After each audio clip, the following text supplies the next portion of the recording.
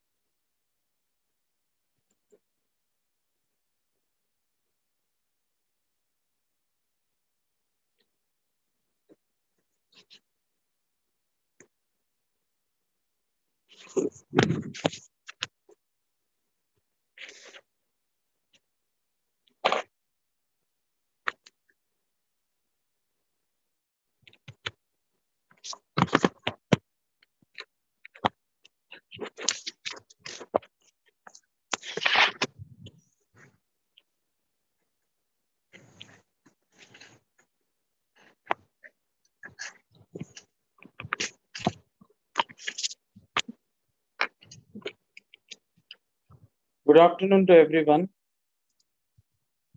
Welcome to doctor B R Ambedkar open university MA first year political science classes కి భారత రాజనీతి తత్వశాస్త్రం గురించి ఈరోజు మనం నేర్చుకోబోతున్నాం. ఇది పీజీ మొదటి సంవత్సరం భాగంలో భారత రాజనీతి శాస్త్రానికి సంబంధించినటువంటి కొన్ని విభాగాలు, కొన్ని అధ్యాయాలు మనం నేర్చుకోబోతున్నాం. గతంలో డాక్టర్ బిఆర్ అంబేద్కర్ ఓపెన్ యూనివర్సిటీకి సంబంధించినటువంటి 8 క్లాసులు ఆఫ్లైన్ సెషన్ లో జరగడం జరిగింది.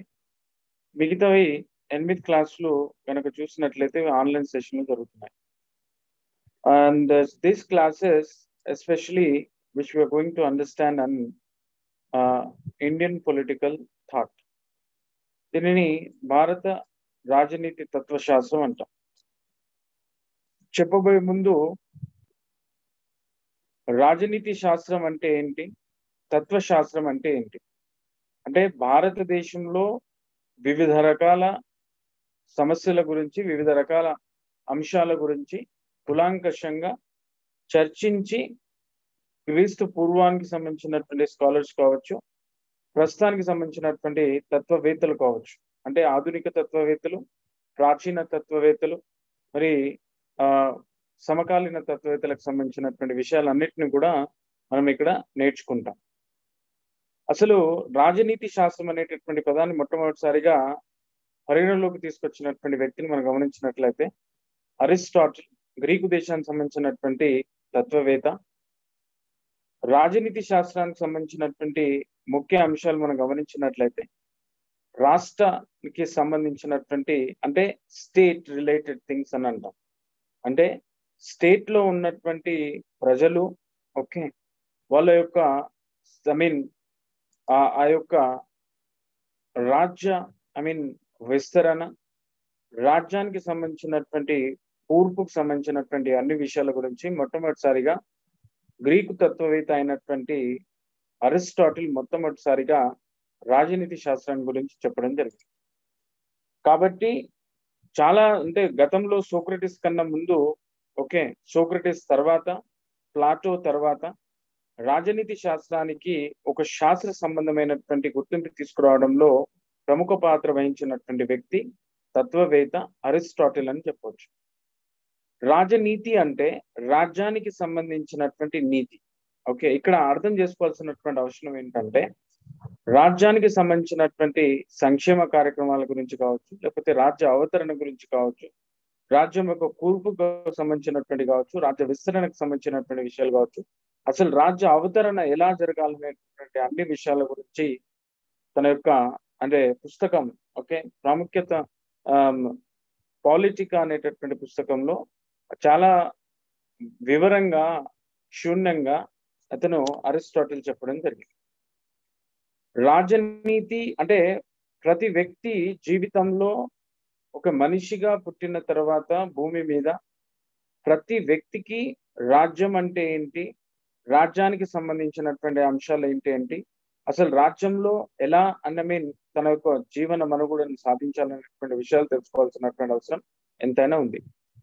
దీనికి సంబంధించినటువంటి వాటిలో ఇక్కడ మనకు రాజనీతి శాస్త్రం అనేటటువంటిది, అంటే సాంఘిక శాస్త్రం సంబంధించినటువంటి వాటిలో రాజనీతి శాస్త్రం అనేది మనకు తెలియజేస్తుంది. రాజనీతి శాస్త్రంలో అరిస్టాటిల్, లేకపోతే ప్లేటో కావచ్చు, మరి ఇతరమైనటువంటి తత్వవేత్తలందరూ కూడా ప్రముఖ పాత్రను పోషించడం జరిగింది. సో దీంట్లో భాగంగా మనము ఇక్కడ తత్వశాస్త్రం, రాజనీతి శాస్త్రం అంటే గతంలో మీరు నేర్చుకోవచ్చు, అంటే గ్రాడ్యుయేషన్ సంబంధించినటువంటి వివిధ పాఠ్యాంశాలలో రాజనీతి శాస్త్రం అంటే ఏంటి, అసలు రాజనీతి శాస్త్రానికి గల ప్రాముఖ్యం ఏంటి, రాజనీతి శాస్త్రం యొక్క పితామహుడు ఎవరు, అరిస్టాటిల్ అని చెప్పుకోవడం జరిగింది. ఇలా చాలా రకాలుగా మనం గతంలో నేర్చుకుని ఉన్నాం. ఇప్పుడు తత్వం అంటే ఏంటి అంటే ఏదైనా విషయాన్ని శాస్త్రబద్ధంగా వివరంగా చెప్పిన చోట అది తత్వంలోకి వస్తుంది. తత్వం అనేటటువంటి పదం ఏంటంటే ఏదైనా విషయాన్ని శాస్త్రబద్ధంగా చెప్పినప్పుడు, శాస్త్రీయంగా అంటే దీన్ని నిరూపితం చేయబడినప్పుడు అది తత్వం అని అంటారు. దీనినే ఇంగ్లీష్ భాషలో థాట్ అని కూడా అంటారు. థాట్ అంటే ఏంటంటే anything which it can study in a very particular manner with the scienticity, which it should consist of a scienticity, that it shall be treated as an thought. Okay, thought అంటే ఏంటంటే ఏదైనా విషయాన్ని శాస్త్రీయబద్ధంగా నిరూపితం చేసి చెప్పబడితే దానిని తత్వంలోకి తీసుకోవడం జరుగుతుంది. అంటే రాజ్యానికి సంబంధించినటువంటి వివిధ విషయాలని చాలా తత్వంగా చెప్పినటువంటి చాలా మంది గ్రీకు తత్వవేత్తలు కావచ్చు, లేకపోతే మరే దేశానికి సంబంధించినటువంటి తత్వవేత్తల గురించి గతంలో నేర్చుకున్నాం. ఇప్పుడు అరిస్టాటిల్ రాజనీతి తత్వవేత్త, అండ్ ప్లేటో రాజనీతి శాస్త్ర తత్వవేత్త, సోక్రటిస్ రాజనీతి శాస్త్ర తత్వవేత్త, జెరెమీ బెంథామ్ కావచ్చు, జేఎస్ మిల్ కావచ్చు, లేకపోతే రూసో కావచ్చు, జాన్ లాక్ కావచ్చు, లెజెండ్ థామస్ హాబ్స్ కావచ్చు, కార్ల్ మార్క్స్ కావచ్చు, చాలా మంది వివిధ రకాలుగా మనం నేర్చుకొని ఉన్నాం. ప్రస్తుతానికి భారత రాజనీతి తత్వ శాస్త్రవేత్తల గురించి మనం నేర్చుకోబోతున్నాం. అంటే భారతదేశంలో రాజనీతి శాస్త్రకు సంబంధించినటువంటి వివిధ తత్వవేత్తలు తమ యొక్క తత్వాన్ని అంటే శాస్త్రీయబద్ధంగా నిరూపితం చేయడం జరిగింది. దాంట్లో భాగంగా భారత రాజనీతి శాస్త్ర తత్వవేత్తల్లో ప్రముఖంగా మనం చెప్పుకోవాల్సినటువంటి పేర్లు కౌటిల్య, రెండోది మనుధర్మ శాస్త్ర, ఆ తర్వాత మనము డాక్టర్ బిఆర్ అంబేద్కర్ కావచ్చు, జవహర్ లాల్ నెహ్రూ కావచ్చు, మరి రకరకాల పేర్ల గురించి మనం నేర్చుకుంటాం.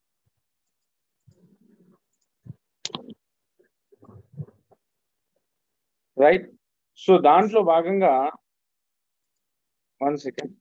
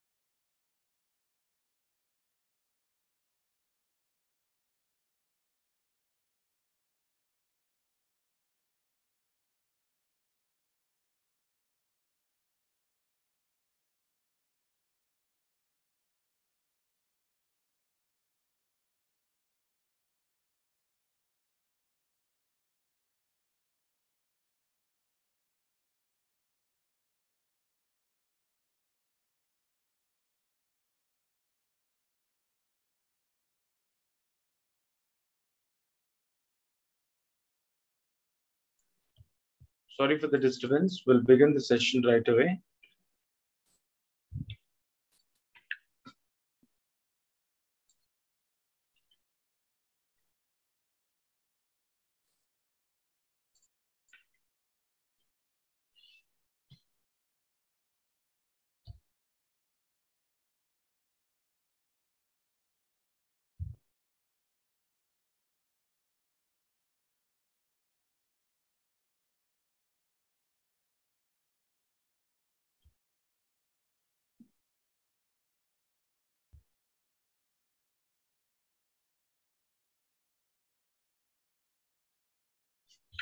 Okay. So, Hare Krishna, sir, could you please, come in a photo so that I can see you? So actually, I just wanted to know the syllabus and where actually you people have stopped it. Is that my voice is clear to everyone? Hello? Hare Krishna Garu, can you come in a photo?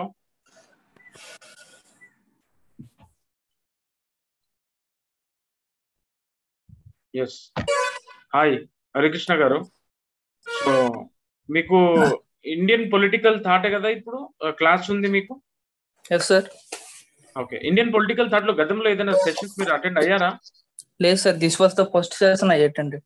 Okay, this the first class you have attended, right? Yes, so yes, మనం sir. Course 4 చెప్పేది Indian political thought, భారత Yes. రాజనీతి తత్వశాస్త్రం గురించి నేర్చుకుంటున్నాం. దీంట్లో మొత్తానికి మీకు 5 యూనిట్లు ఉంటాయండి. 5 Yes, sir. యూనిట్లలో ఫస్ట్ యూనిట్ వచ్చేసి ఇండియన్ పొలిటికల్ థాట్. ఓకే, ప్రాచీన రాజనీతి తత్వశాస్త్రం. Yes, sir. రెండోది అంటే ప్రాచీన పొలిటికల్ సంబంధించినటువంటి ఫిలాసఫర్స్ గురించి నేర్చుకుంటాం. అదే కౌటిల్య మనుధర్మ శాస్త్రం గురించి నేర్చుకోబోతాం. తర్వాత రినైజెన్స్ పొలిటికల్ నేషనలిజం అంటే పునర్జీవనం అండ్ దాంతో పాటు రాజనీతి, దేశ రాజకీయ సంబంధించినటువంటి విషయాల గురించి నేర్చుకుంటాం. దాంట్లో రాజా రామ్మోహన్ రాయ్కి సంబంధించినటువంటి థాట్ ప్రాసెస్ కానీ, జ్యోతిరావు పూలేకి సంబంధించినటువంటి ఐడియాల గురించి అండ్ సర్ సయ్యద్ అహ్మద్ ఖాన్ చెప్పినటువంటి కొన్ని అంటే రాజనీతి తత్వశాస్త్రం సంబంధించినటువంటి విషయాలన్నీ కూడా నేర్చుకుంటాం. దాంతోపాటు ఆధునిక రాజనీతి శాస్త్రం సంబంధించినటువంటి కొంతమంది ఆధునిక తత్వవేత్తలు, రాజనీతి శాస్త్ర తత్వవేత్తల గురించి నేర్చుకుంటాం. దాంట్లో రనడే అండ్ బాలగంగాధర్ తిలక్, మహాత్మా గాంధీ, భగత్ సింగ్ అండ్ వీళ్ళిద్దరి గురించి నేర్చుకుంటాం. ఇక బ్లాక్ 5 అంటే యూనిట్ 5 వచ్చేసరికి ఆధునిక పొలిటికల్ రాజనీతి తత్వశాస్త్రం సంబంధించినటువంటి ఆధునిక తత్వవేత్తలకు సంబంధించినటువంటి అంటే థాట్ ప్రాసెస్ గురించి నేర్చుకుంటాం. ఇక్కడ నెహ్రూ గారు, ఎంఎన్ రాయ్ గురించి, డాక్టర్ బిఆర్ అంబేద్కర్, రాజా రామ్మోహన్ లోహియా, జయప్రకాష్ నారాయణన్ ఇవన్నీ కూడా ఉన్నాయి. అయితే ఇప్పుడు మీరు గతంలో ఏ క్లాసెస్ కూడా అటెండ్ కాలేదు కాబట్టి I wanted to give you the introductions about and what actually this and what you are going to understand in the particular thing. We'll have discussions on that. See, what is exactly the Indian political thought? Thought process general ga political theory lo manaku 3 things untayandi. Yes, political theory antam, political thought antam, political philosophy antam.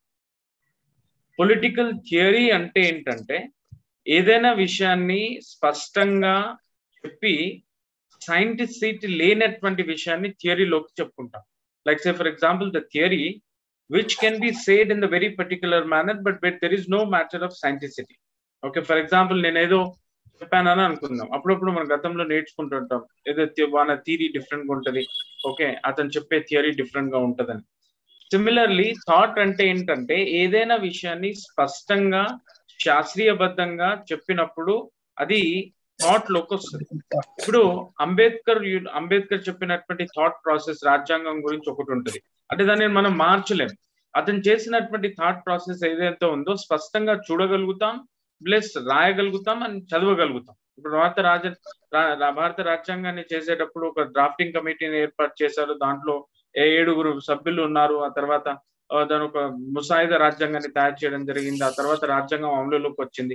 అంటే గతంలో మనం నేర్చుకోవడం కాకుండా మనం గమనిస్తాం, మనం చూస్తాం, ఇవన్నీ కూడా ప్రాక్టికల్ లైఫ్ లో ఉండుంటాయి. So these are all the things which it comes under the thought process. Philosophy is nothing but where it can be said in a general way. Like say for example, the philosophical understanding can be different from one another. These are all the 3 different which we need to understand.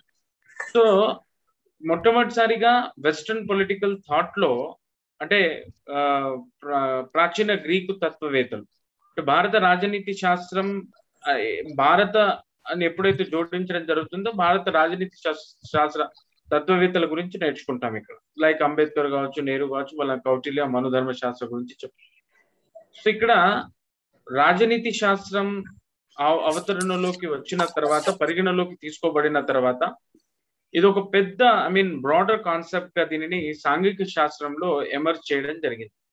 దీనికి father of political science అని Aristotle, తర్వాత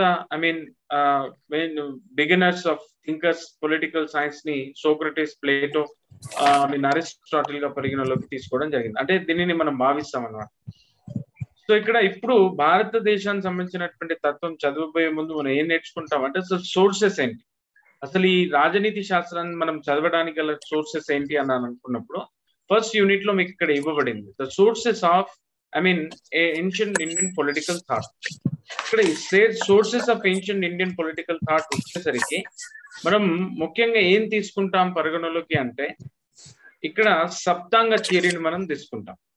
Saptanga theory which is introduced by Kautilya in his అర్థశాస్త్ర.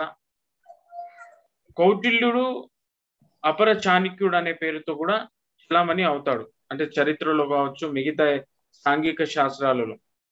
కౌటిల్య చేసినటువంటి contribution to the political science is very hire. 2 నుంచి 3 శతాబ్దంలోనే, అంటే 3 to 4th centuryలో భారతదేశానికి సంబంధించినటువంటి అసలు ఇక్కడ రాజ్యానికి సంబంధించినటువంటి విషయాల గురించి చెప్పినటువంటి సోర్సెస్ ఏంటి అని మనం చాలా డీప్ గా వెళ్ళినప్పుడు ముఖ్యంగా అర్థశాస్త్రం అనేది చాలా కులాంకషంగా వివరిస్తుంది.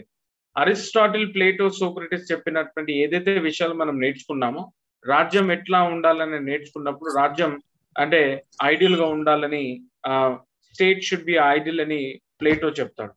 And Aristotle best state concept గురించి చెప్తాడు.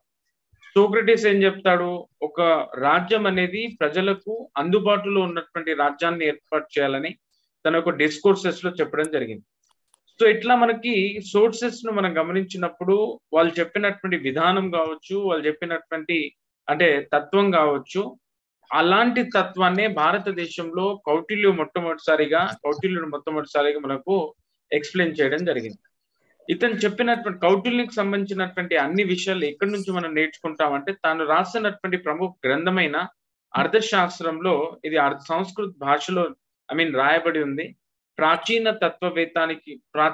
తత్వశాస్త్రానికి కూడా మనం దీన్ని చాలా ప్రాముఖ్యతగా దీనిని కన్సిడరేషన్ లోకి తీసుకోవడం జరుగుతుంది.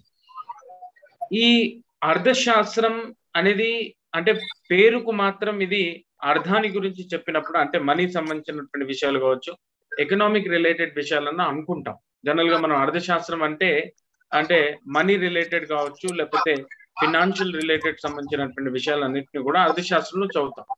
మరి కౌటిల్యుడు రాసినటువంటి అర్థశాస్త్రం కేవలం అర్థశాస్త్ర సంబంధించినటువంటి విషయాలను మాత్రమే కాకుండా అర్థశాస్త్రంతో పాటు మిగతా సమాజానికి సంబంధించినటువంటి విషయాలు, సమాజంలో ఉన్నటువంటి విషయాలు, సమాజం పైన ఏ విషయాలు ప్రాముఖ్యతను ప్రభావాన్ని చూపిస్తాయనేటువంటి అన్ని విషయాల గురించి కౌటిల్యుడు తన యొక్క గ్రంథమైన అర్థశాస్త్రంలో కులాంకషంగా వివరించడం జరిగింది.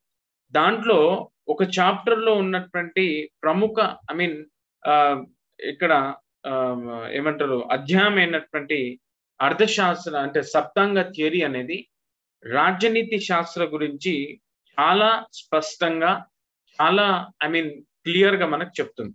అసలు దీంట్లో సప్తాంగ థియరీ అంటే ఏంటంటే ఇతను ఒక కాన్సెప్ట్ ఏంటంటే ఇప్పుడు రాజ్యం ఎట్లా ఉండాలనేటటువంటి విషయం మీద చాలా సవివరంగా మనకి ఎక్స్ప్లెయిన్ చేస్తాం. రాజనీతి శాస్త్రం రాజ్యం గురించి తెలియజేస్తుంది. అంటే రాజ్యం ఎట్లా ఉండాలనేటటువంటి ఒక కాన్సెప్ట్ అర్థశాస్త్రంలో సప్తాంగ థియరీలో కౌటిల్యుడు చాలా స్పష్టంగా రాయడం జరిగింది. సప్తాంగ అనేటటువంటి సంస్కృత పదం ఏం చెప్తుంది అంటే 7 అంగాలు అని అర్థం. అంటే 7 ఎలిమెంట్స్ ఉంటాయి. ఒక మంచి మంచి రాజ్యం అని చెప్పబడాలి అంటే 7 ఎలిమెంట్స్ ఆర్ వెరీ ఇంపార్టెంట్ అంటాడు Kautilya. What are the 7 elements are here? మీరు రాసుకుంటే చాలా బాగుంటది. కౌటిల్యుడు సప్తాంగ థియరీలో రాజ్యానికి సంబంధించినటువంటి విషయాలని పూర్తిగా స్పష్టంగా మనకు అర్థం చేయడానికి 7 ఎలిమెంట్స్ గురించి చెప్పాడు. అది సప్తాంగ థియరీ అయింది. సప్తా మీన్స్ 7 అని అర్థం. 7 ఎలిమెంట్స్ ఈ ఎక్స్ప్లెయిన్స్ దట్. దాంట్లో మొదటి ఎలిమెంట్ ఏంటంటే ఇక్కడ ఏమంటారంటే ఫస్ట్ వన్ రాజా. ఓకే, రాజా అని అంటారు. I'll tell you one by one Saptanga theory elements to you so that you can understand very easily.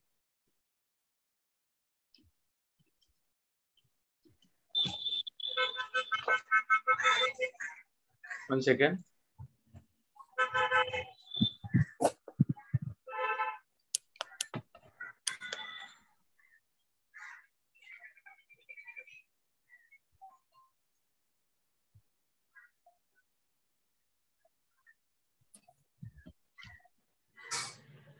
Here. Saptanga theory, which makes us to understand Saptanga సిద్ధాంతం అని కూడా అంటారు దీన్ని. అంటే 7 అంగాలు కలిగినటువంటి సిద్ధాంతం అనే పేరుతో కూడా పిలుస్తారు. ఇక్కడ ఫస్ట్ వన్ స్వామిని ఉంటాడు. ఓకే, స్వామి రాజ్యానికి ప్రథమ అధిపతి అయినటువంటి స్వామిని. First I'll tell you the thing and then after I'll explain to you what related to Swamin and all of that. Swamin, okay, ఇతన్ని రాజు అంటాం, the king of a state. First element ఈ said that మంచి రాజ్యం అని చెప్పబడాలి అని అంటే, మంచి పరిపాలన జరగాలి అన్నప్పుడు రాజ్యం 7 ఎలిమెంట్స్ ని కలిగి ఉండాలి. దాంట్లో మొట్టమొదటిది స్వామి, రెండోది అమాత్య. అమాత్య అంటే సంస్కృత భాషలో మినిస్టర్ అని అర్థం. అంటే ప్రస్తుతానికి ఉన్నటువంటి మనం మినిస్టర్స్ ఏదైతే ఉన్నాయో అమాత్యులు అని అంటాం. అమాత్య అంటే ఏంటంటే సంస్కృత భాషలో మినిస్టర్స్ ఉండాలి, స్వామి ఉండాలి, అమాత్యాస్ ఉండాలి, మూడోది జనపద ఉండాలి. అంటే ల్యాండ్, ఓకే, పాపులేషన్, వీళ్ళందరినీ కూడా జనపద. జన అనేటటువంటి అర్థానికి సంస్కృత భాషలో తెలుగులో మనం అనువదిస్తే అర్థం ఏంటంటే జనం అంటే పాపులేషన్ అని అర్థం. దాంతో పాటు అక్కడ ఉన్నటువంటి ల్యాండ్ కూడా ఇంపార్టెంట్ అని అంటాడు. అంటే ఇక్కడ భూమి ప్లస్ ప్రజలు జనపదాలోకి వస్తారు. జనం, ప్రజలు, పద మీన్స్ ల్యాండ్ అనే పదం మనం దానితో మనం చెప్పుకుంటాం. ఇకపోతే నాలుగోది వచ్చేసి Durga. 7th element which I have discussed by Kautilya in his Saptanga theory, which is related to Indian political thought, was the 4th element which I have discussed about Durga. Durga అంటే సంస్కృత భాషలో ఏంటంటే దుర్గం అంటాం. దుర్గం అంటే క్యాపిటల్, ఏ ఫోర్టిఫైడ్ క్యాపిటల్ ఉండాలి. అంటే రాజు ఉండాలి, రాజుకి అంటే అసిస్ట్ చేయడానికి అమాత్యాస్ ఉండాలి. అమాత్యాస్ ఎక్కడ ఉండాలి? జనపదలో ఉండాలి. అంటే ఒక ల్యాండ్, పాపులేషన్స్ అవసరం. దాంతో పాటు దుర్గా అంటే సరైన రీతిలో ఒక రాజ్య పరిపాలన జరగడానికి, రాజ్యానికి సంబంధించినటువంటి ఏదైనా పరిపాలన విషయం అంటే సులభంగా జరగడానికి ఒక రకమైన ఒక స్పష్టమైనటువంటి కేంద్రీకృత ప్రాంతం అనేటటువంటిది అవసరం. దాన్ని మనం క్యాపిటల్ అంటాం. ఇప్పుడు ఇండియాకి క్యాపిటల్ మనం తీసుకొచ్చినప్పుడు మీకు తెలుసు, ఆంధ్రప్రదేశ్ క్యాపిటల్ ఏంటి అని అడిగినప్పుడు మీకు తెలుసు. అంటే తెలంగాణ రాష్ట్రం యొక్క క్యాపిటల్ అనేది ఉంటది. అంటే మన క్యాపిటల్ రాజధాని అనే పేరుతో పిలుస్తాం. దుర్గా అనేటటువంటి ఒక ఫోర్టిఫైడ్ క్యాపిటల్ అనేది ఉండాలి అనేది కూడా ఈ యొక్క సప్తాంగ థియరీలో భాగం. ఇకపోతే నెక్స్ట్ వచ్చేసి స్వామితో పాటు అమాత్యాస్ ఉండాలి, అమాత్యాస్ తో పాటు జనపద ఉండాలి, జనపదాస్ తో పాటు ఇక్కడ దుర్గా ఉండాలి. దుర్గాతో పాటు 5th element in the Saptanga theory discussed about Kosha. కోశ అంటే గతంలో మీరు పేరు విని ఉంటారు, కోశాధికారి. అంటే ఆర్థిక సంబంధిత విషయాల గురించి, ఆర్థిక సంబంధిత విషయాలన్నింటిలో గురించి నిర్వహణాధికారిని మనము ఇక్కడ కోశాధికారి అనే పేరుతో పిలుస్తాం. అంటే కోశాన్ని రక్షించేటటువంటి వ్యక్తిని కోశాధికారి అంటాం. అంటే రాజ్యం సరైన రీతిలో నడవాలి, ఒక బెస్ట్ పొలిటికల్ స్టేట్ ఏర్పడాలి అని అనుకున్నప్పుడు ఇక్కడ కోశాధికారి కూడా అవసరం. అంటే ఫినాన్స్ రిలేటెడ్ థింగ్స్ ని చూడడానికి కోశ అనేటటువంటి ఎలిమెంట్ ఉంటుంది. దాన్ని మనం జనరల్ భాషలో ట్రెజరీ అంటాం. అంటే 5th ఎలిమెంట్ కోశ గురించి చెప్తాం. ఇకపోతే 6th వచ్చేసి దండ. అంటే రాజ్యంలో మంచి పరిపాలన ఉండాలి, మంచి పరిపాలన చేయడానికి మంచి రాజు ఉండాలి. మంచి రాజు తన యొక్క జ్ఞానాన్ని ఉపయోగించి మంచి పరిపాలన చేసేటప్పుడు అక్కడ ఉన్నటువంటి మంచి ప్రజలు కూడా కావాలి. చెప్పేటటువంటి విషయాలన్నింటినీ కూడా తూచా తప్పకుండా పాటించాల్సినటువంటి అవసరం వాళ్ళకు కూడా ఉండాలి అనేటువంటి, అంటే రాజధాని కూడా ఉండాలి. ఇవన్నీ విషయాలతో పాటు అంటే ఫైనాన్స్ కూడా కావాలి. దాంతో పాటు తప్పు జరిగినప్పుడు శిక్షించడానికి దండ కూడా ఉండాలి. దండ అనేటటువంటి ఎలిమెంట్ ని గురించి కూడా సప్తాంగ థియరీలో కౌటిల్యుడు తన యొక్క తత్వశాస్త్రంలో సంపూర్ణంగా మనకి విశదీకరణ చేయడం జరిగింది. అంటే దండ అంటే ఆర్మీ అంటే ఆర్మీ ఉండాలి. నెక్స్ట్ ఎలిమెంట్ మిత్ర అంటే రాజుకి సహాయ సహకారాలను అందించడానికి, రాజుతో చాలా యొక్క వ్యక్తిగతమైనటువంటి సంబంధాలు, వ్యక్తిగతమైనటువంటి విషయాలన్నింటినీ కూడా, అంటే రాజ్యానికి సంబంధించినటువంటి విషయాలన్నింటినీ కూడా రాజుకు డైరెక్ట్ గా వినిపించేటటువంటి వ్యక్తులు కూడా ఉండాలి. వాళ్ళని మనం ఏమంటాం అంటే మీడియేటర్స్ అని అంటాము, లేకపోతే ఇన్ఫార్మర్స్ అంటాము. ఇలాంటి అనేటటువంటి ఒక సిస్టమ్ కూడా ఎలిమెంట్స్ ఆఫ్ సప్తాంగ థియరీలో ఉండి దానిని మిత్ర అంటాం. దీన్ని జనరల్ ఇంగ్లీష్ భాషలో ద అలీజ్ అంటాం. అలీజ్ అంటే స్నేహితుడు, అంటే మిత్రుడు అనేటటువంటి పేరుతో మనం పిలుస్తాం. ఇక్కడ ఈ ఎంటైర్ సెటప్ లో సప్తాంగ థియరీ చూసినప్పుడు స్పష్టంగా ఏ రాజ్యం అయితే 6 ఎలిమెంట్స్ ని స్పష్టంగా కలిగి ఉంటుందో, అంటే 7 ఎలిమెంట్స్ ని స్పష్టంగా కలిగి ఉంటుందో ఆ దేశం అండ్ సువర్ణ అవకాశాలతో అంటే వర్ధిల్లుతుందని కౌటిల్యుడు తన యొక్క అర్థశాస్త్రంలో స్పష్టంగా అంటే విశదీకరణ చేయడం జరిగింది. దాంతో పాటు ఇప్పుడు కింగ్ గురించి మనం నేర్చుకుంటున్నప్పుడు అతనికి ఏ విధమైనటువంటి రెస్పాన్సిబిలిటీ ఇవ్వాలి. నేను 7 ఎలిమెంట్స్ గురించి చెప్పాను. ఇక్కడ నేను I'll take it as an share the screen so that I can make you to understand on all of them. Isn't it? One second. Yes, sir.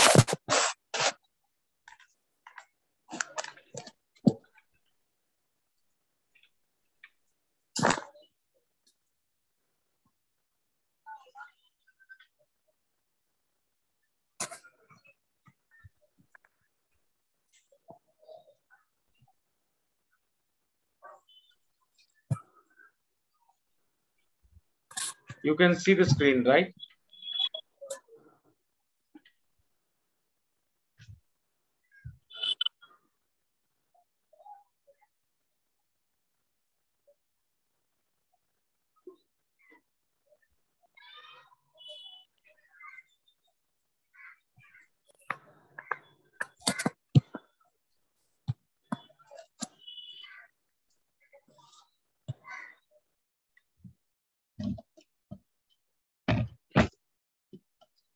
స్వామిన్ అన్నాను, right?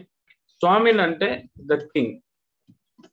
The king, it means that the person who is taking entire ruling of a state.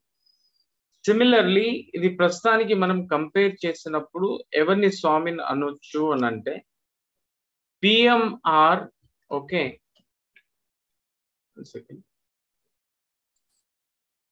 we can say PM లేదా రాష్ట్రపతిని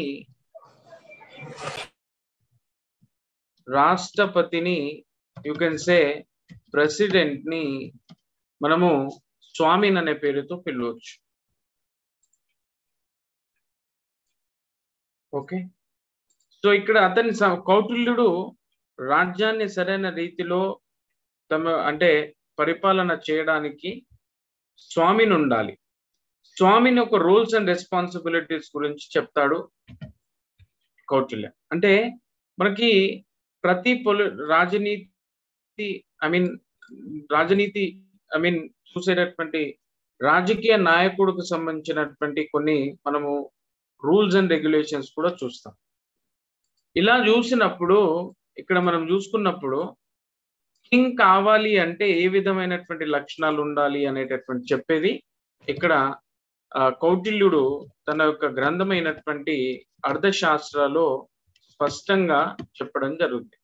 ఏంటి అర్థశాస్త్రాల్లో చెప్పాడు అని అంటే the eligibility of and king. What are the eligibility of? No, he said that ఎవరైతే రాజు అవ్వాలో రాజ్యానికి ఫస్ట్ కొన్ని లక్షణాలు కలిగి ఉండాలి. ఏవి అంటే ఎవరైతే కామ, క్రోధ, మన, మద, ఓకే, కామ, క్రోధ, మన, మద ఇలాంటి అన్నిటినీ కూడా త్యజిస్తాడు. Okay, whatever this virtues and whatever the things are been manifestations, if a person chooses and keeps away them, and he is eligible to become a king. Let us see, I will tell you why the Kautilya have simply said that those and who can become a king of a state. రాజు ఎట్లా ఉండాలి అని అంటే రాజ్యాన్ని నాది అనుకునేటట్టు ఉండాలి. రాజ్యంలో నివసిస్తున్నటువంటి ప్రజలు నా వాళ్ళు అనేటటువంటి ఒక కాన్సెప్ట్ తో ఒక్కొక్క ఆలోచనలతో ఉన్నటువంటి రాజు ఎప్పుడూ కూడా రాజ్యాన్ని సరైన రీతిలో నడిపించేటటువంటి ఒక ఆలోచన దృక్పథం అనేది ఏర్పడుతుంది. ఎప్పుడైతే అండ్ ఇక్కడ కామ అంటే చెడు వ్యసనాలు కానీ చెడు పనులు కానీ చేసేటటువంటి వ్యక్తి ఎప్పుడూ కూడా చెడుగానే చెడు వ్యక్తిగానే నిరూపింపబడతారు. అలాంటి వ్యక్తులకి తమ యొక్క కామాన్ని అంటే if they are not it been in control, if they are unable to limit them, if they are not into the position to persuade the things which are related to good administrative ruling of a state, then those who are not eligible to become a king of a state అని అంటారు. క్రోధం అంటే రాజ్యాన్ని నడిపించేటటువంటి రాజ్యాధికారికి కామం ఏ విధంగా అయితే ఉండొద్దో, అంటే కామ అంటే ఇక్కడ చెడు ఆలోచనలు, చెడు పనులు, వ్యసనానికి సంబంధించినటువంటి ఏ పనైనా కామంలోకే వస్తుంది. క్రోధ అంటే విపరీతమైనటువంటి కోపం కావచ్చు, విపరీతమైనటువంటి లేకపోతే అంటే వ్యామోహం కావచ్చు. ఈ వన్నిటిని కూడా ఎవరైతే జయిస్తారో, ఎవరైతే త్యజిస్తారో వాళ్ళు కింగ్ అంటే స్వామిని అయ్యేటటువంటి అవ్వడానికి అవకాశం ఉందంటాడు Kautilya.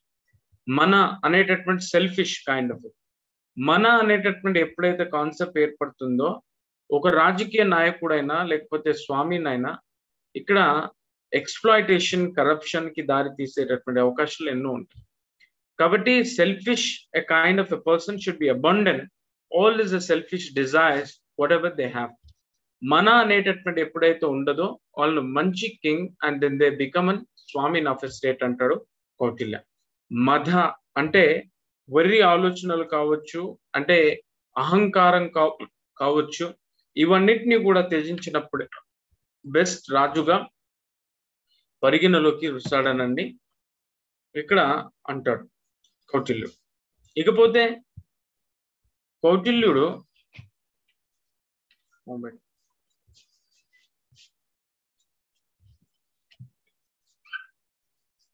here Kautilya have also explains about and a person who becomes winner of all those things, the person who abandoned all such kind of an guilty characters and the guilty things, who easily can become a king of a state antadu Kautilya. So after become a king, he also made it as some kind of a duties to him. What are the duties he is assigned? Ante raju ఏ విధమైనటువంటి responsibilities తీసుకోవాలి. దాంట్లో he explains about many of responsibilities.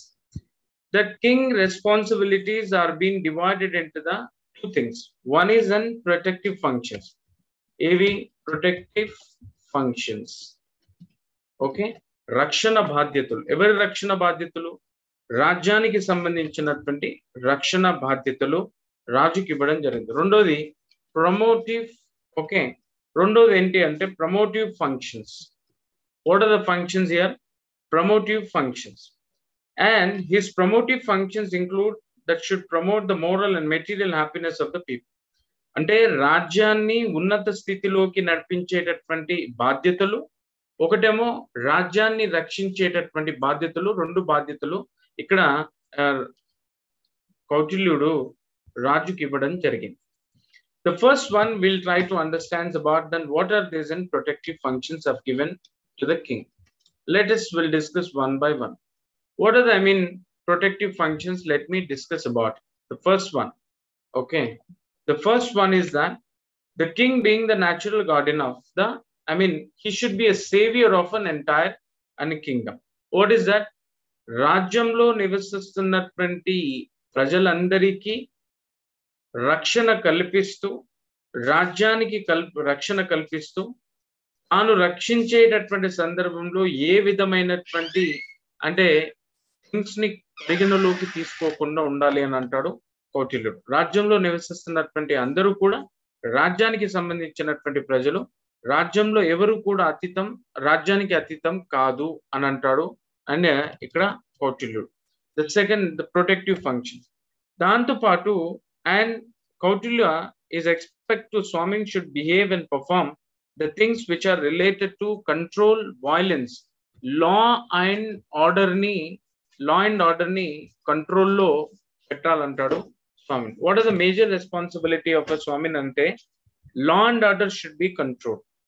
What is that? Law and order అనేది అంటే రాజ్యం ఎప్పుడు సుఖ సంతోషాలతో ఉంటుంది అంటే రాజ్యంలో నివసిస్తున్నటువంటి ప్రజలు ఎప్పుడైతే వెల్ఫేర్ గా, ఎప్పుడైతే సంతోషంగా ఉంటారో ఆ రాజ్యాన్ని సంక్షేమ రాజ్యం లేకపోతే మంచి రాజ్యం అనేటటువంటి పేరుతో పిలుస్తారు. ఆ సంక్షేమ రాజ్య అండ్ స్థాపన ఎట్లా జరుగుతుంది అని అంటే, సంక్షేమ రాజ్య స్థాపన ఎలా జరుగుతుందంటే ఏ రాజ్యంలో అయితే అనవసరమైనటువంటి అంటే పోకడులు కానీ, అనవసరమైనటువంటి యుద్ధాలు కానీ, అనవసరమైనటువంటి డిస్టర్బెన్సెస్ లేని చోట ఆ రాజ్యం సంక్షేమ రాజ్యంగా పిలువబడుతుంది. కాబట్టి ద ఫస్ట్ ప్రయారిటీ ఏమిచ్చాడు ప్రొటెక్టివ్ ఫంక్షన్స్ అంటే, రాజు swamin for a particular state he has to look after to control law and order. Okay, should work on, and I mean to say should not create any kind of a disturbance which lead to the violence లేకుండా అంటే violence ని protect చేస్తూ సమాజంలో నివసిస్తున్నటువంటి ప్రజలకి అందరి అవకాశాలు, అందరినీ సరైన రీతిలో సమాన దృష్టితో చూసేటటువంటి దృక్పథం కలిగి ఉండాలంటాడు కౌటిల్య ఆ రాజ్య స్వామికి అంటే కింగ్. రెండోది ముఖ్యంగా చెప్పినటువంటి విషయాలలో ప్రస్తుతం ఇండియాని మనం గమనించినప్పుడు India is a welfare state అంట. అంటే ఇండియా అంటే ప్రతి రాజ్యం సంక్షేమ రాజ్యంగా ఉండాలని చెప్పింది గత 100,000 సంవత్సరాల ముందే కౌటిల్యుడు చెప్పాడు. భారత రాజ్యాంగం పరిగణలోకి వచ్చిన తర్వాత భారత రాజ్యాంగంలో ఉన్నటువంటి ఆదేశిక సూత్రాల పరంగా అంటే 36వ అధికరణ నుంచి 51వ అధికరణ వరకు భారతదేశం అనేది సంక్షేమ రాజ్యంగా పిలువబడుతుందని స్పష్టంగా భారత రాజ్యాంగంలో రాయబడి ఉంది.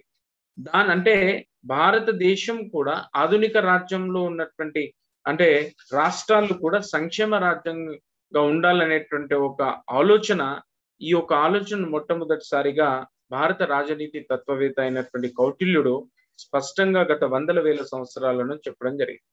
వెల్ఫేర్ స్టేట్ ఎందుకు అంటాడు అని అంటే, భారత్ రాజ్యానికి అధిపతి అయినటువంటి రాజు యొక్క ముఖ్య లక్షణం, ముఖ్య యొక్క కర్తవ్యం ఏంటంటే రాజ్యంలో నివసిస్తున్నటువంటి ప్రజలందరినీ రక్షిస్తూ వాళ్ళ సంక్షేమ దృష్ట్యా కొన్ని కార్యక్రమాలు అనేటువంటి చేపట్టాలి. ఏంటంటే state has to take the whole responsibility to provide the minimum needs and amicable needs to the people which they can complete all their desires like food, shelter, cloth and all of them.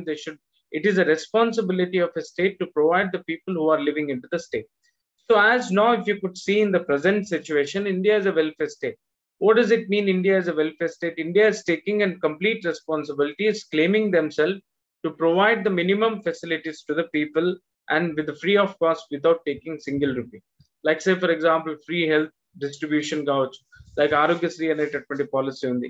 ఏ వ్యక్తి అయినా రాజ్యంలో అంటే దురదృష్టవశాత్తు ఏదైనా వ్యాధుల నుంచి ఏదైనా accident నుంచి గురైనప్పుడు అంటే గవర్నమెంట్ సంబంధిత హాస్పిటల్స్ లోనే కాకుండా ఈవెన్ ప్రైవేట్ హాస్పిటల్స్ లో కూడా మంచి ట్రీట్మెంట్ ని అంటే క్లెయిమ్ చేసుకునేటువంటి థింగ్స్ ని మనం ఇక్కడ అండ్ తెలంగాణ రాష్ట్రం కావచ్చు, మరే ఇతర రాష్ట్రాలైనటువంటి భారతదేశ రాష్ట్రాల్లో మనం చూస్తూ ఉంటాం.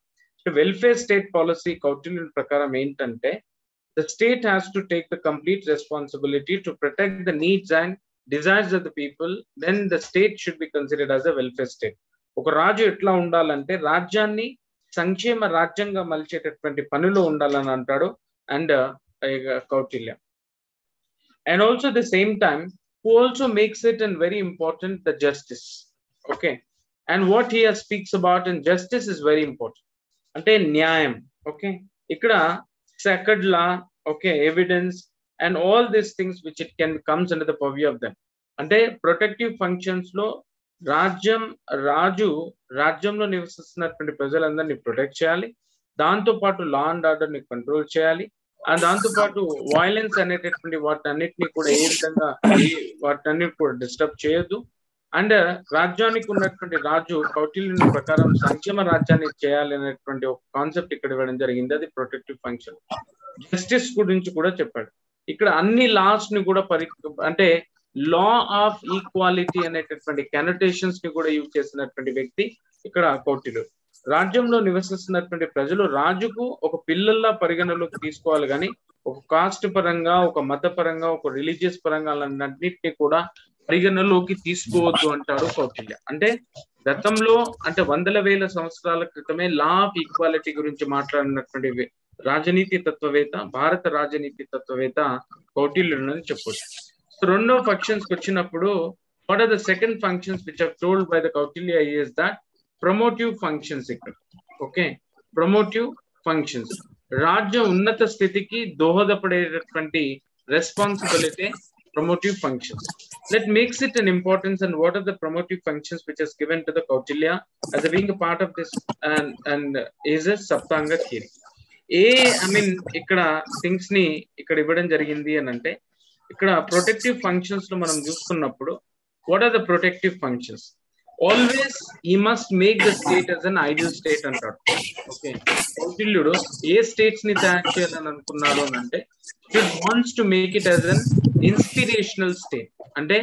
అంటే ప్రత్యేకమైనటువంటి స్టేట్, అది జనంలో అందరినీ మన్నన పొందే విధంగా ఉండాలి అనేటటువంటి స్టేట్ ని ఈ యొక్క సంస్థాగత సిద్ధాంతమైనటువంటి అర్థశాస్త్రం సప్తాంగ థియరీలో ఇతను స్పష్టంగా రాయడం జరిగింది.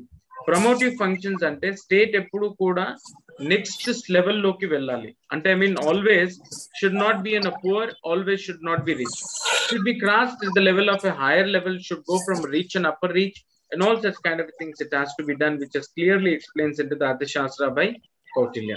So these promotive functions, and always they makes it an importance to the state which it can help to the people in the right way. And always then the Swamin should have a protective functions and promotive functions of the state. He should work for the development of a state, not for his and kids and cousins development.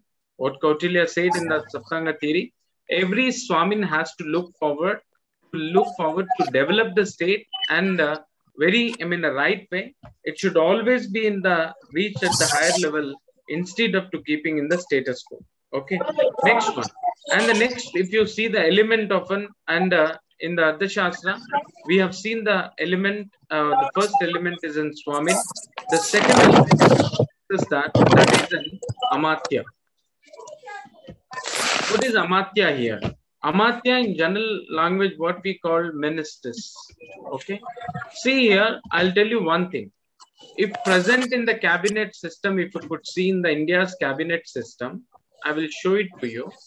Prime Minister will be who is the head of the administration, who has permanent authorities in Indian administration means you can see. Then the first, this has close to the who means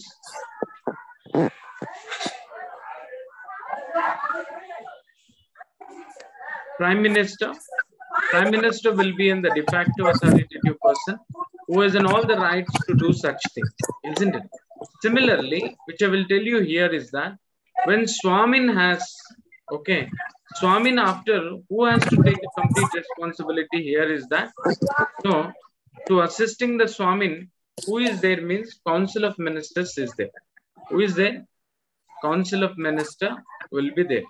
ఇక్కడ రాజుకి సహాయ సహకారాలు అందించడానికి council of ministers ఉంటారు.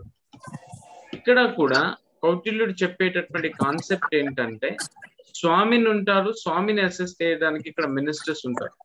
Ministers what are the qualities should have? When I said మన మద అంటే క్రోధ, all should be abundant.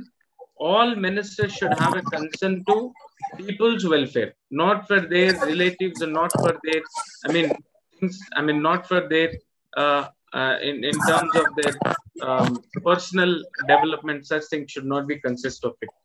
The roles and responsibilities of that, Kautilya have divided this in roles and responsibilities between the many of ministers here. Let me tell you here what are the roles and responsibilities of which is given to them? Like see for example here, the first thing, the must be takes a responsibility to the collection of taxes. Let me write it here. Not be seen here. Know that he has given a responsibility to collection of the taxes. The main sources of and functioning of a state is depends upon the treasury, where the state king has to take the treasury to run and feed the state means in order to tax. And tax imposition, tax collection. There are two responsibilities which has given to them. One is the tax collection, tax imposition. Tax ni leave చేయడం, tax ni collect చేయడం. ఈ అమాత్యాస్ ఏం చేయాలి అంటే రాజు ఏ విధమైనటువంటి tax ని ఇక్కడ impose చేయడం లీవ్ చేయడం జరిగిందో ఆ ట్యాక్స్ అన్నిటిని కూడా తీసుకోవాలి. Okay, they should be collected the tax. They should be collected the tax similarly and should be impose the tax in the right. The collection of the tax must be in the have given to the responsibility of a minister. Like kontamandi ministers, if the few ministers which if it is taking a responsibility of responsibility of and collecting the taxes, and the some other which is in taking the taxes and the impositions of the tax, isn't it? So itla roles and responsibilities nu kuda divide cheyadam jarigindi. And also the same time few ministers will be appointed for them, and especially to look after the responsibility of a development of a state, isn't it? Development of state ni sambandhinచినటువంటి వాటికి కూడా ఇవ్వబడతాయి. ఇప్పుడు మనకి present గా ఉన్నటువంటి minister system ని గమనించినప్పుడు కంటే ప్రధాన మంత్రితో పాటు ఇక్కడ కౌన్సిల్ ఆఫ్ మినిస్టర్స్ ఉంటారు, వాళ్ళు అమాత్యాస్ అని అంటారు. ఇలా కౌన్సిల్ ఆఫ్ మినిస్టర్స్ చూసినప్పుడు చాలా రకరకాల మినిస్టర్స్ చూస్తాం. మినిస్టర్ ఫర్ పెట్రోలియం అంటాం, okay, minister for human resources ఉంటారు, minister for finance, minister for HRM, చాలా మినిస్టర్స్ ఉంటారు. అంటే ఒక్కొక్క మినిస్ట్రీకి ఒక్కొక్క మినిస్టర్ కి ఇక్కడ డివైడ్ చేసి ఒక రూల్స్ అండ్ రెస్పాన్సిబిలిటీస్ ఇవ్వడం జరిగింది. సో ఇలాంటి సేమ్ కాన్సెప్టే కౌటిల్యుడు గత 100,000 సంవత్సరాలలో ఆల్రెడీ ఈ యొక్క రెస్పాన్సిబిలిటీస్ ని కొంతమందికి ఇవ్వడం జరిగింది. అంటే way of practicing the things and dividing the powers between the many of the people was in the existence at the time of 3 to 4 centuries. So ministers ఏం చేస్తారు అంటే రాజు చేసినటువంటి ఏదైతే విధాన నిర్ణయ అంశాలు ఉన్నాయో విధాన నిర్ణయ అంశాలు చేసిన తర్వాత దాన్ని ఇంప్లిమెంట్ చేసేటటువంటి రెస్పాన్సిబిలిటీ మొత్తం ఎవరికి ఇక్కడ ఇవ్వబడింది అని అంటే ఇక్కడ మినిస్టర్స్ అమాత్యాస్ కి ఇవ్వబడింది. రకరకాల అమాత్యాస్ ఉంటారు. ఇక్కడ పనిష్మెంట్ రిలేటెడ్ అమాత్యాస్ కూడా ఉంటారు. అక్కడ మనం దండాలో నేర్చుకున్నాం యాక్చువల్. ఇక మూడో ఎలిమెంట్స్ కి వెళ్ళినప్పుడు if you go get in into the third elements of this Saptanga theory was that you see Janapada. yes, Janapada. జన అంటే పాపులేషన్, పద అనేటటువంటి సంస్కృత పదానికి అర్థం ఏంటంటే ల్యాండ్ అని అంటాం. isn't it? It comes as a land. అంటే రాజ్యాన్ని సరైన రీతిలో రాజ్యం చూడడానికి రాజు ఉండాలి, అమాత్యస్ ఉండాలి. కాబట్టి పరిపాలన చేయడానికి అక్కడ ఉన్నటువంటి జనం కూడా చాలా ఇంపార్టెంట్ అంటాడు కౌటిల్య. ఎలా ఇంపార్టెంట్ అంటే where the populations discreted, the nations will develop. Like say for example జనాలు ఎట్లా ఉండాలి అంటే వైస్ గా ఉండాలి అంటారు. Populations must be, and they must be wise quality. Wise ante enti? They must have an intelligent. They must be an occupation professional.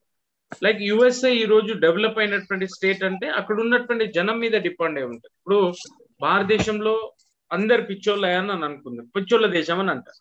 ఇప్పుడు అందరూ intelligence ఉండాలనుకోండి, intelligent దేశం అంటే. ఇప్పుడు యుఎస్ఏ ఎందుకు సూపర్ పవర్ కంట్రీ అయిందంటే అక్కడ ఉన్నటువంటి జనం కావచ్చు, అక్కడ ఉన్నటువంటి స్వామిని కావచ్చు, వాళ్ళ మధ్య కోఆర్డినేషన్. అక్కడ ఉన్నటువంటి జనం కూడా ఎప్పుడు ఖాళీ ఉండరు, they are professionals. So professional అవ్వడంగా ఏమవుతుంది, they'll get the income as usually, and when the individual income increase automatically there is a chance to increase the national income. ఎప్పుడైతే నేషనల్ ఇన్కమ్ పెరుగుతుందో మరే దేశాన్ని పోల్చినప్పుడు అది డెవలప్మెంట్ నేషనా లేకపోతే అండర్ డెవలప్మెంట్ నేషనా అని చెప్పడానికి అవకాశం ఉంటుంది. అవునా కాదు? సో ఇక్కడ వాయిస్ పాపులేషన్ కావాలంటాడు ఇక్కడ కౌటిల్యుడు. ఎందుకు వాయిస్ పాపులేషన్స్ కావాలని అంటే ఆ దేశ పురోగతి, రాజ్య పురోగతి ప్రజల చేతిలో ఉంటదని అంటాడు. ఎప్పుడైతే ప్రజలు వయసుగా ఉంటారు, నిర్ణయాన్ని అవలంబించి రాజుకు చెప్పినట్టు వింటారు అన్నప్పుడే ఆ దేశం యొక్క పరిపాలన సరైన రీతిలో ఉండి పురోగతిని సాధిస్తుంది. ఎప్పుడైతే ఇప్పుడు ఫర్ ఎగ్జాంపుల్ ఒక ఎగ్జాంపుల్ చెప్తా. భారతదేశం ఇప్పుడు జమిలీ ఎన్నికలకు వెళ్తుంది. జమిలీ 1 నేషన్ 1 ఓట్ సిస్టమ్ గురించి ఇప్పుడు ట్రై చేస్తుంది. ఒక దేశం ఇప్పుడు ఎన్నికలు జరిగాయని నేను అనుకుంటున్నాను. ఎన్నికలు జరిగాయన్నప్పుడు ఎవరు కూడా ఎన్నికల్లో పార్టిసిపేట్ చేయకపోతే ఏం జరుగుతుంది అంటే ఆ యొక్క రాజ్యం యొక్క రాజు చెప్పినటువంటి విధాన నిర్ణయాన్ని ప్రజలు పాటించలేని సందర్భంలో ఆ రాజ్య పురోగతి అనేది సాధ్యం అవ్వదు, ఇప్పుడు కూడా అసాధ్యమే అవుతుంది. కాబట్టి ఇక్కడ జనం అర్థం చేసుకోవాలి, జనం సపోర్ట్ చేయాలి, దాంతో పాటు వాళ్ళ ఇంటెలిజెన్స్ ఉండాలన్నట్టు అంటాడు కూడా కౌటిల్య. పద అనేది ఇక్కడ పద అనే పదానికి నేనేం చెప్పానంటే ల్యాండ్ అని చెప్పాను. చూడండి, రాజ్యం ఎట్లా ఏర్పడాలి అని అంటే ఏ ప్రదేశం ఇంపార్టెంట్. ల్యాండ్ అంటే ప్రదేశం. రాజ్యం ఏర్పడినటువంటి ప్లేస్ లో టెరిటరీ కూడా ఇంపార్టెంట్. ఎందుకు ఇంపార్టెంట్ అంటే రాజ్యం యొక్క పురోగతి ప్రజలపైన ఎంతైతే ఆధారపడి ఉందో అదే విధంగా రాజ్యం యొక్క పురోగతి అక్కడ ఉన్నటువంటి ప్రదేశం పైన కూడా అంతే ఆధారపడి ఉంది. నేను ఒకటి చెప్తాను. రాజస్థాన్ అభివృద్ధి చెందినటువంటి రాష్ట్రమా లేకపోతే ఉత్తరప్రదేశ్ అభివృద్ధి చెందినటువంటి రాష్ట్రమా?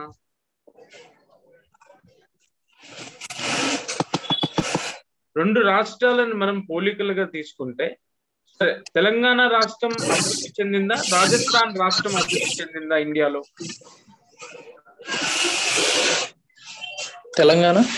తెలంగాణ రాష్ట్రం అభివృద్ధి చెందిందా లేకపోతే రాజస్థాన్ రాష్ట్రం అభివృద్ధి చెందిందా? రాజస్థాన్ ఖచ్చితంగా చెప్పొచ్చు. రాజస్థాన్ అనేది అభివృద్ధిలో లేదు. కారణం ఏంటంటే డిజర్ట్ ఏరియా, మొత్తం కూడా డిజర్ట్ ఏరియా. అక్కడ వాటర్ ఫెసిలిటీస్ కానీ లేకపోతే అక్కడ ఉన్నటువంటి శీతోష్ణ స్థితి కానీ లేకపోతే వాతావరణం కానీ చాలా హర్డల్ గా ఉంటుంది ప్రజలకు. The place which is not inhabited to the people, where they're having a lot of hurdles in terms of temperature, in terms of land, in terms of water facility, if all such things has been lagging, the state would not develop as soon as possible. If you provided all the facilities good in the water and everything, the state is going to develop as soon as possible. Let's say, for example, Rajasthan, always it should be treated as a desert state.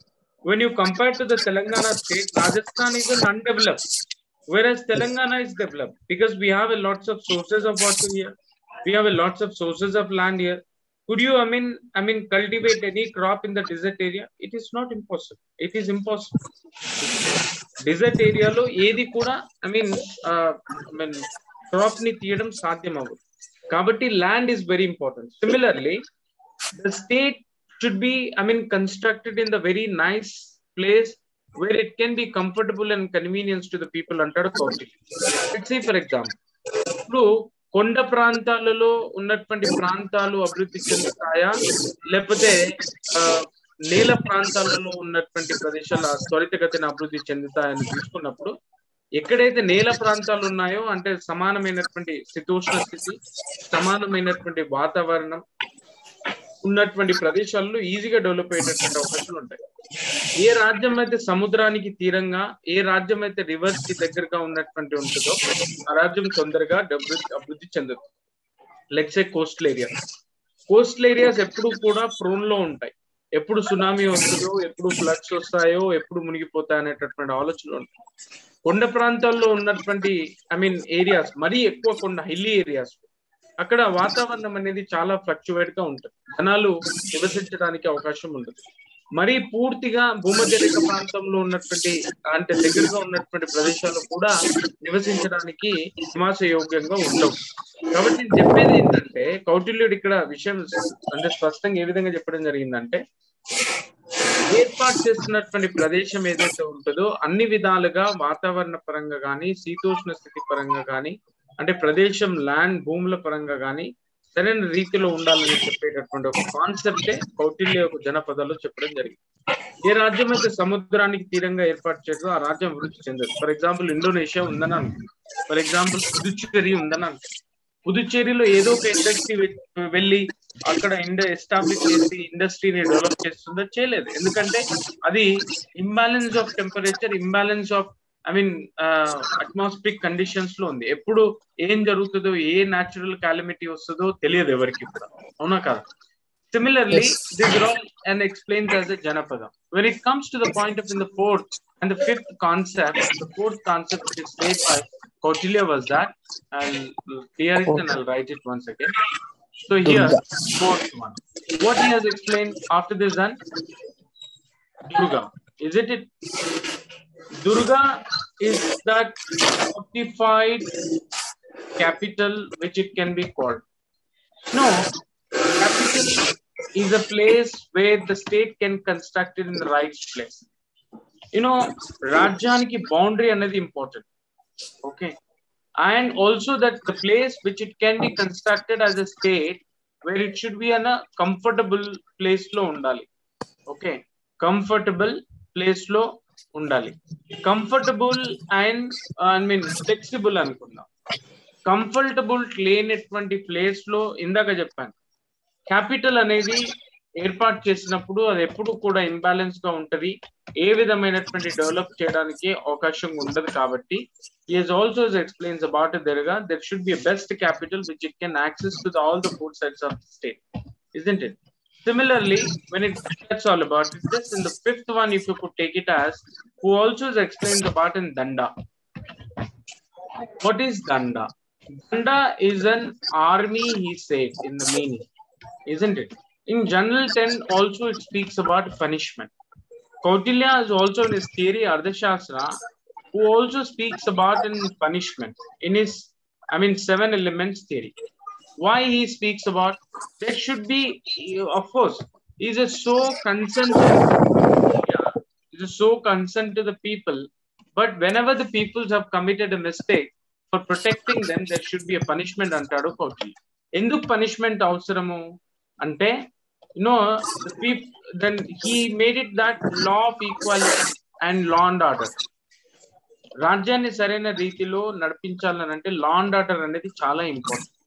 Law and order ఎప్పుడైతే disturb అవుతుందో ఆ state should B lead in to the emergency. Emergency state ఎప్పుడు కూడా undeveloped state గా మనం పరిగణలోకి తీసుకుంటాం, isn't it? Undeveloped state. So ఇక్కడ అన్డెవలప్డ్ స్టేట్ అనేది వెల్ఫేర్ స్టేట్ ఎప్పుడు కూడా అవ్వదు. సో వెల్ఫేర్ స్టేట్ చేయాలన్నా, గ్రేట్ స్టేట్ చేయాలన్నా అక్కడ లా అండ్ ఆర్డర్ అనేది ఉండాలి. లా అండ్ ఆర్డర్ ఉండాలి అని అంటే అక్కడ పనిష్మెంట్స్ కూడా ఉండాలి, isn't it? Like say for example, the KCR has made a law. Okay, you just think that made a law, but people are started to violate it. What can be the next positions of the KCR, you tell? Say for example, the state is making a sum of a law which the people are committing the mistake. To not to commit the such mistake, the state has made it a law. Even though people are, violating it, what could be the, final results for them? For example, there is a person, let me say that, okay, there is a law, okay, person who violated in the first time, okay, who violated in the first time. If you say nothing, okay, there is no nothing. Second time he committed a law, okay, mistake, he committed violation,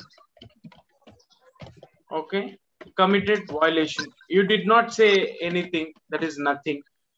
Will he do third time or not? Yes. Yes, he will do. Okay, he will do surely. So in keeping in view of that, what actually here is that Kautilya say, in order to regulate whose behavior regulates the person behavior, there should be a punishment. ఈ punishment చేయడానికి కౌటిల్యుడు ఏం చేశాడనంటే, he has explained the concept of danda. Okay, danda. In order to look after the complete and responsibilities, there is an officer, dandana. Okay, dandana అనేటటువంటి officer ఉంటాడు, who will take the complete responsibility that. ఇక్కడ court system కూడా develop అయింది దీంట్లో punishment ఇవ్వడానికి. Court system also have develop. అంటే ప్రస్తుతానికి మనం ఎన్ని కోర్ట్ సిస్టమ్స్ ఉన్నాయి ఇండియాలో? You see that high court, supreme court, 3 levels courts we have, isn't it? District. First court is a Supreme Court.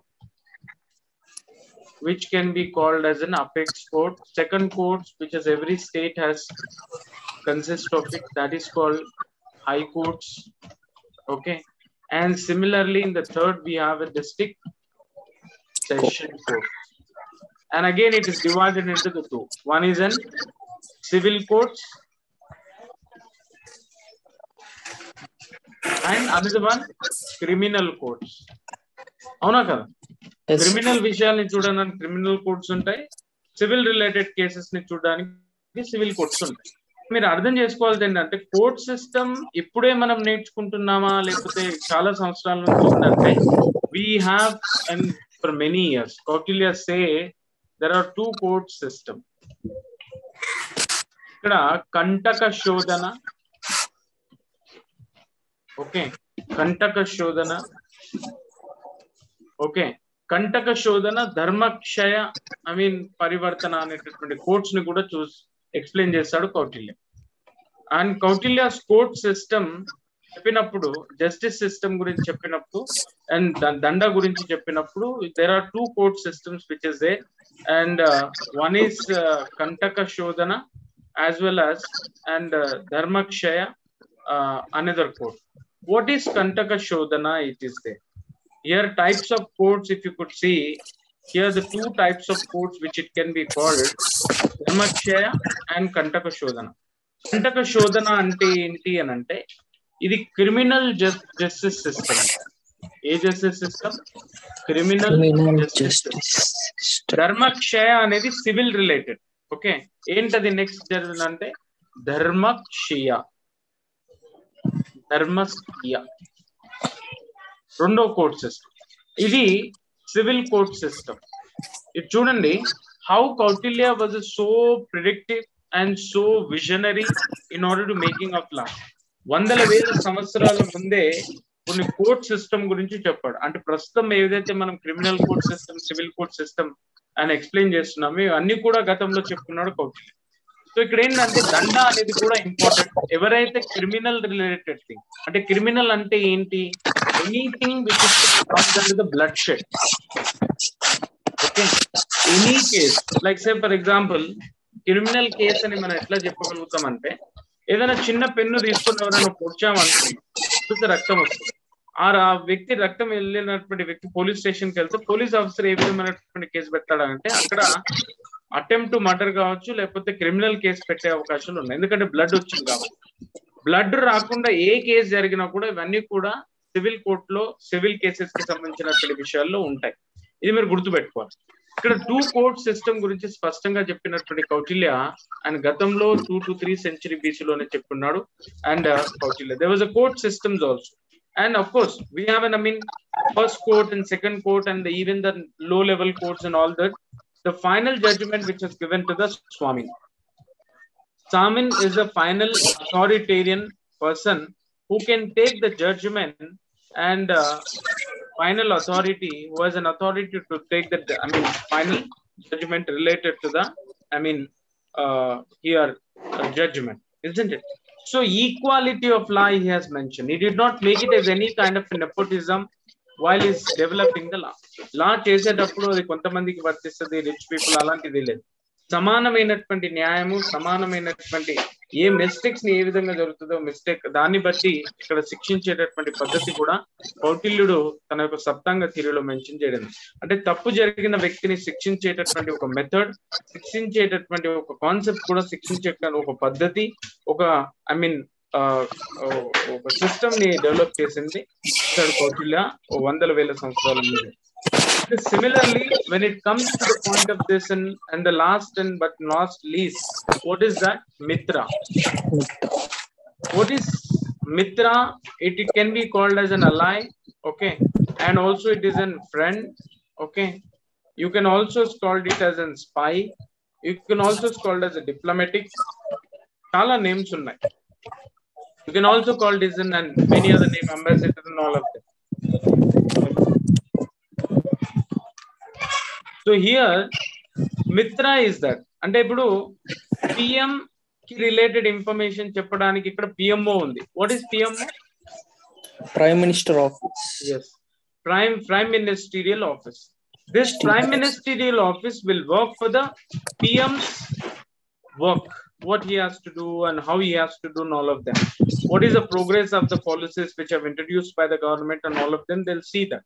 Similarly, ఇక్కడ రాజుకి అన్ని విధాల గురించి చెప్పడానికి అంటే మేము స్వామిని ఇక్కడ రాజు అంటే ఏంటంటే అర్థం చేసుకోవాల్సింది రాజుకి అన్ని విధాల అన్ని విషయాల గురించి స్పష్టంగా చెప్పడానికి ప్రతి అంటే డిపార్ట్మెంట్ ఫర్ ఎగ్జాంపుల్ దండన ఉన్నాడు దండన ఆఫీసర్ సరిగ్గా పనిచేస్తున్నాడా లేదా అని చెప్పడానికి సీక్రెట్ గా ఒక ఏజెన్సీస్ ఉంటాయి ఇక్కడ అంటే ఇలాంటి ఒక సీక్రెట్ సిస్టమ్ కూడా కౌటిల్య అండ్ ఇక్కడ డెవలప్ చేశారు ఇలాంటి సిస్టమ్ మనం చూసినప్పుడు శ్రీకృష్ణదేవరాయల కాలంలో శ్రీకృష్ణదేవరాయలు ఉన్నటువంటి సందర్భంలో ప్రజల బాధను తెలుసుకోవడానికి he used to go in a very some secret incarnation like అతను వెళ్ళినప్పుడు ఎవరికి తెలియదు పాపం అన్నట్టు ఇప్పుడు అతను బిచ్చగాన అవతారం ఎత్తో లేకపోతే రైట్ ఏదో అడుక్కునే వ్యక్తి అవతారం ఎత్తుకుని వెళ్ళేటటువంటి కొన్ని విషయాలు మనం శ్రీకృష్ణదేవరాయలు తుల్వ డైనాసిటీ సాల్వ డైనాసిటీ సంగమ డైనాసిటీ సందర్భంలో మనం చూసాం అంటే ప్రజల బాధలను వాళ్ళ స్థితిగతులను తెలుసుకోవడానికి ప్రత్యక్షంగా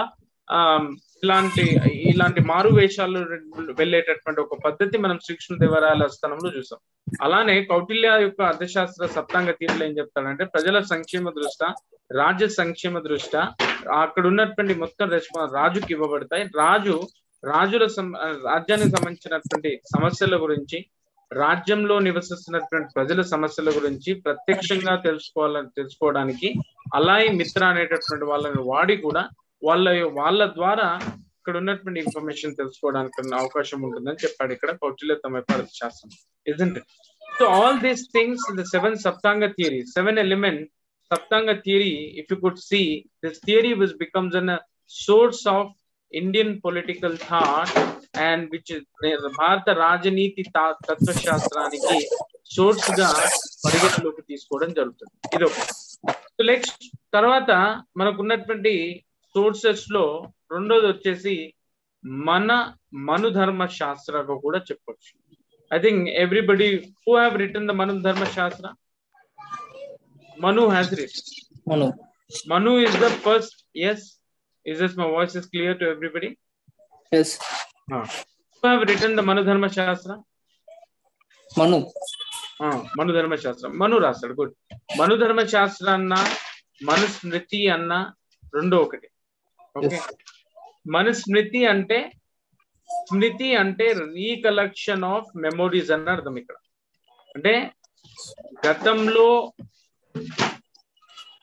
జరిగినటువంటి విషయాలన్నింటినీ కూడా పుస్తక రూపంలో రాయడాన్నే మనుస్మృతి మను ఏం చేశాడంటే తమ యొక్క స్మృతులన్నింటినీ కూడా పుస్తక రూపంలో రూపుదాల్చాడన్న అంటే ఒక బుక్ రూపంలో రాయడాన్ని మనుస్మృతిలోకి పరిగణలోకి వచ్చింది దాన్ని మనుధర్మ శాస్త్రం కూడా రాశాడు అంటే మను ఏం రాశాడు అంటే ధర్మాన్ని గురించి రాశాడు రాజ్యధర్మం ఏ ధర్మం రాజ్య ధర్మం గురించి రాశాడు ఏ విషయమైనా రాజ్యానికి సంబంధించింది ఉంటే అది పొలిటికల్ థాట్ లోకి వస్తుంది అవునా కదా what is the political thought which is related to the political system of the nation right so మనుధర్మ శాస్త్రం రాజ్య నీతి గురించి చెప్పాడు రాజ్యధర్మం గురించి చెప్పాడు తన యొక్క మనుధర్మ శాస్త్రాలు వాటన్నిటిని కూడా మనం ఇక్కడ మను శాస్త్రాలు నేర్చుకుంటాం ఇతను రాసినటువంటి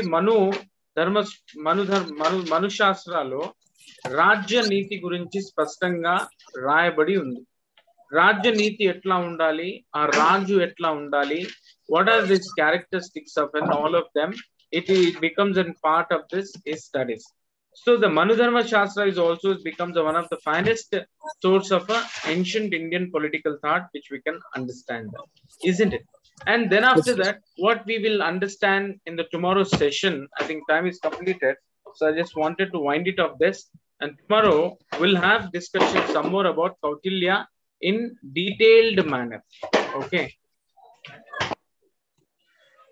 in detailed manner we shall discuss it okay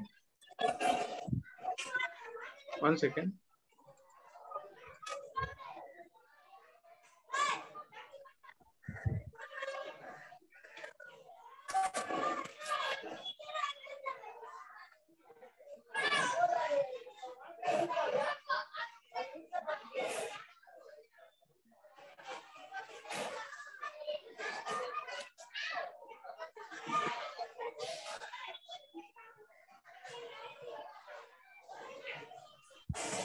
Yes.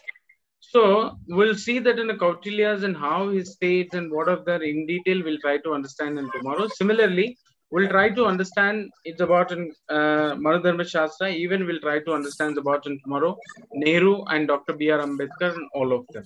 Isn't it? Is that clear? Do you have any doubt and unique questions? And you can ask me right now related to the subject matter. Okay. Yes, Hare Krishna Garu. Do you have any doubt? You are only the one person. Yes, sir, I know. Why you don't have any other, students who can join in the... I don't know, sir. Okay, you don't know that. Okay, fine. If you have any questions, and you can ask me right away, so that we can wind it up the class now.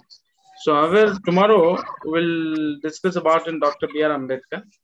Dr. B.R. Ambedkar was also a great, philosopher, was a great thinker, was a great human who hailed from India, who have made it a lot of contributions to the Indian political national movement, and he wrote many of books also. So we Yes, all the things we shall understand all of them in the tomorrow session. If you have any questions, and I'll give you the 5 minutes of time in any of the topic and out of your syllabus, so that you can ask me, and if you have any query, you can clarify. Any questions? sir. Tomorrow అంటే సోమవారం కూడా class ఉంటుంది sir. No, tomorrow in the sense means next Sunday. I will Okay, sir. Sir, this was the first class in online mode.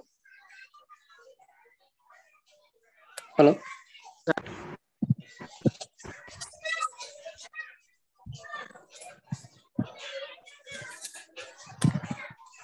Hello.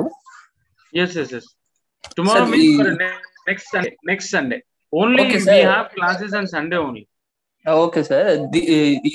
Is it the first class of this subject? No. Yeah. Maybe the last 8 classes have done it on offline at your university. But this is the first class of online, as you have said just now. Okay. So Sir. further, I will teach you for 7 classes. In a 7 Okay, classes, we'll try to have an entire discussions on the 5 units of your PG first year Indian political course syllabus. Okay. Okay, sir. Thank you. Try Sir, to attend, and if you have other friends also, if you have a group of PG, let them they call. So because Okay, sir.